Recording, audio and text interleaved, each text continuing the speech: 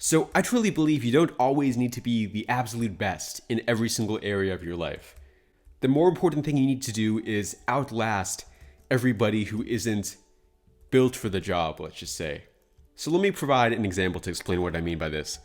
I'm on my college's debate team, and I joined the team as a novice. What a novice is basically a first year debater. It's a debater who only just joined the team and is going to be, obviously the least experienced of them.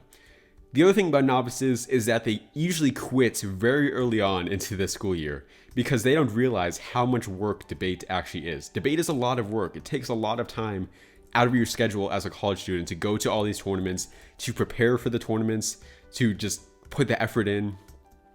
And so most people simply are not ready for that.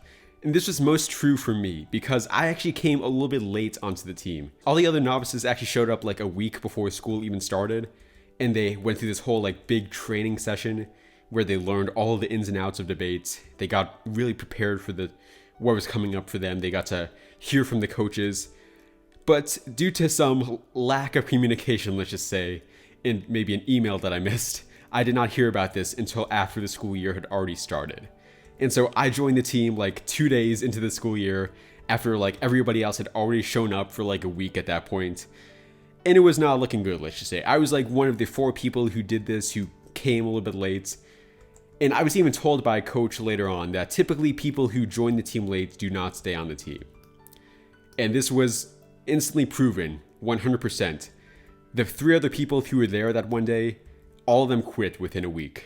I'm not joking, that's literally what happened. They all quit within a week of joining the team because they just were not ready for it. They cannot recover from missing the beginning week, and they just were amazed at how much work debate was, and they could not stay on the team. And so I was the only one left. I was the only person left who came late and still stayed on the team and still continued all the way to the end.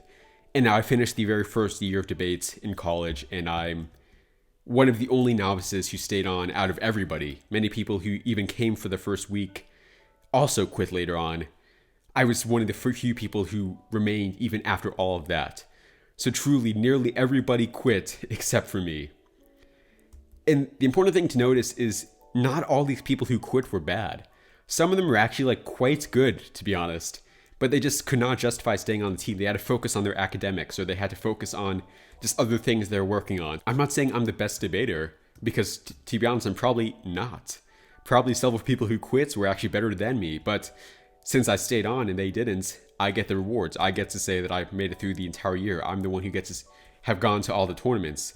And as a result, I'm probably going to get better than they ever were as well, because I have just more experience on the team than they got. It's really an amazing idea that you don't need to be the very best. You just got to kind of work a little bit harder. You got to keep going when everybody else is quitting. A lot of people say that it's honestly pretty easy to be great nowadays because so many other people just aren't built to handle the work. They don't want to put in the work and deal with the stress that comes with it. And so another really good example of this in action is YouTube. On YouTube, anybody can make a channel. Anybody can post a video. But it's what happens after they post the video that really determines what's going to happen with their YouTube career. Many people post YouTube videos for like a few weeks, they get no views, and then they think, well, this YouTube thing is kind of boring, I might as well just quit. I don't know if there's really statistics of how often this happens, but it must happen like a very high majority of the time. And it's just kind of survivorship bias because you only see the YouTubers who actually did not do this and continued on and put in the work even when it was difficult. You don't see the hundreds of thousands of YouTubers who started a YouTube channel and then quit within the first month. And that's honestly the thing. You don't have to be the best YouTuber. You just have to not quit. You just have to not quit like everybody else when it gets hard. And that's how you're going to succeed. I see so many YouTubers who have so much potential, but they just don't give the chance it deserves, or they quit too early on. And I don't mean like give it 2 months before you quit. I mean like several months. I mean giving it years before you quit. That's how dedicated you have to be if you really want to get successful on YouTube, or really in any area of life. You got to be willing to put in work long after people have already thought about quitting and pulled the trigger and just decided to give up on YouTube. You have to still be working at it because it's extremely difficult and you're going to get so much negative feedback. You're going to see so many videos that fail and just do terribly that you put so much effort into.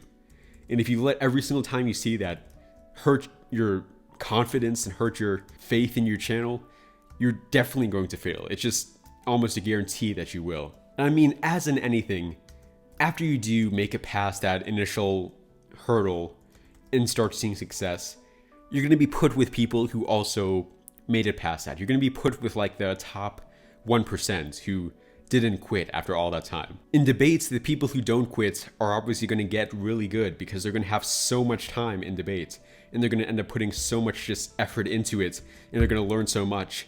So after you make it past that quitting phase, the people who are left are going to end up being really good. Then it's going to be more of a like situation where you're trying to be the best. You're trying to become better than all these other people. It's not until you prove that you are in the top 1% who's going to make it, and who's going to keep going even when everything seems like it should be terrible.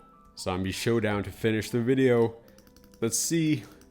Will I get killed again? No. Alright, well, I hope you enjoyed this video.